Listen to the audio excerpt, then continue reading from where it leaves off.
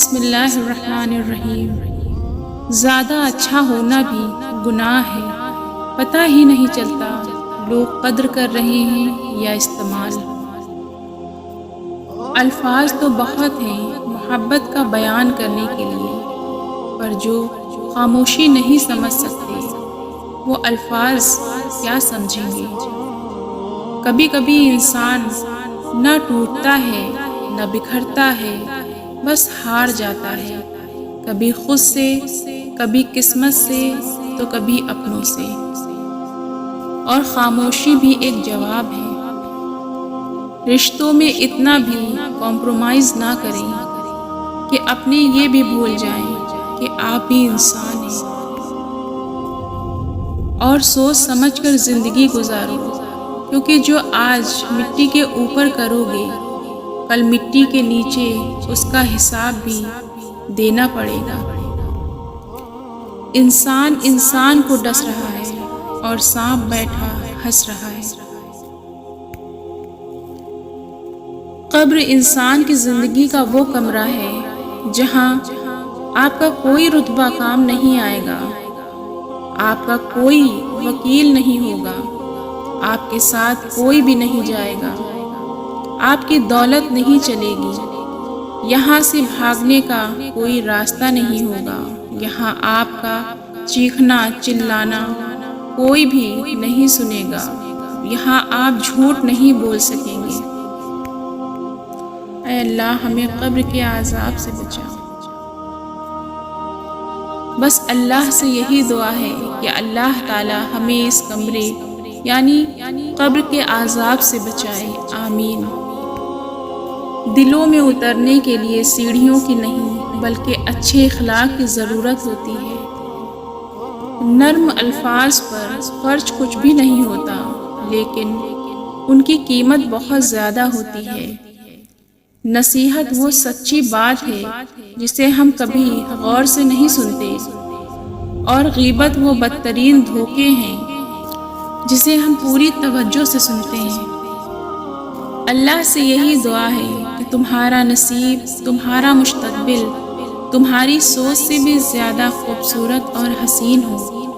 مشکلوں سے کہہ دو میرا اللہ بہت بڑا ہے، روتے رہ جاؤ گے جس دن سجدے کی طاقت نہیں ہوگی۔ ابھی وقت ہے لوگوں، نماز قائم کرو۔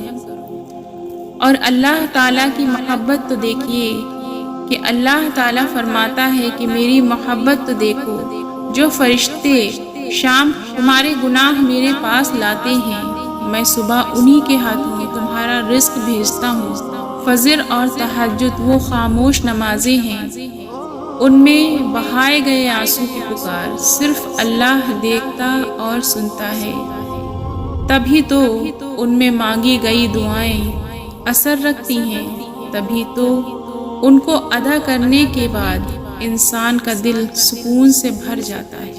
حضرت علی سے کسی نے پوچھا، میں بہت کوشش کرتا ہوں کہ صبح کی نماز پڑھا کروں پر اٹھا نہیں جاتا۔ حضرت علی نے فرمایا، یہ نیند کی وجہ نہیں ہے، بلکہ تم جو سارا دن میں گناہ کرتے ہو وہ تمہاری گردن میں توق، ہاتھوں میں ہتکڑی اور پاؤں میں بیڑیاں بن کر تمہیں اٹھنے نہیں دیتے۔ اور غور سے اذان کی آواز سنتے ہی ڈپریشن دور ہو جاتا ہے۔ 3 کام اللہ کو بہت پسند ہیں۔ نمبر 1 ٹوٹے ہوئے دلوں کو جوڑنا، نمبر 2 دل نہ چاہتے ہوئے بھی معاف کر دینا، نمبر 3 کسی کے گناہوں پر پردہ ڈالنا۔ لوگ کہتے ہیں ہوتا وہی ہے جو نصیب میں لکھا ہو۔ اللہ پاک قرآن میں کہتے ہیں، تم مجھے پکار کر تو دیکھو، نصیب بدلنے پر قادر ہوں۔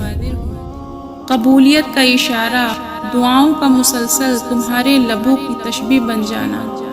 اللہ کی طرف سے تمہارے لیے قبولیت کا ایک اشارہ ہے، اور دعائیں مانگتے رہو، اسے اپنے بندوں کے اٹھے ہوئے ہاتھوں کی لاج رکھنا آتا ہے۔ نصیب میں بہتری جو شدت سے مانگا جائے وہ ضرور ملتا ہے۔ اللہ آپ کی तड़प ज़ाया नहीं जाने देता। वो दिलों के हाल से बखूबी वाकिफ़ है, और अगर नसीब में बेहतर हुआ तो जो तुम चाहते हो तुम्हें वो भी मिलेगा। अपनी किस्मत को अल्लाह पर छोड़ देना चाहिए, इसलिए नहीं कि अल्लाह बेहतर करता है, बल्कि इसलिए कि अल्लाह बेहतर करेगा और अल्लाह ही बेहतर करने वाला है। ऐ अल्लाह, जिन लोगों से तू राज़ी है हमें भी उन लोगों में शामिल कर दे।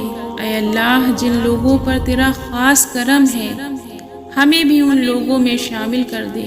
ऐ अल्लाह, जिन लोगों को तू माफ़ कर चुका है हमें भी उन लोगों में शामिल कर दे। ऐ अल्लाह, जिन लोगों से बहुत ज़्यादा प्यार करता है हमें भी उन लोगों में शामिल कर दे।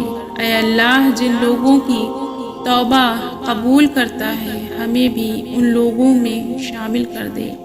ऐ अल्लाह, जिन लोगों की दुआएं कबूल करता है हमें भी उन लोगों में शामिल कर दे।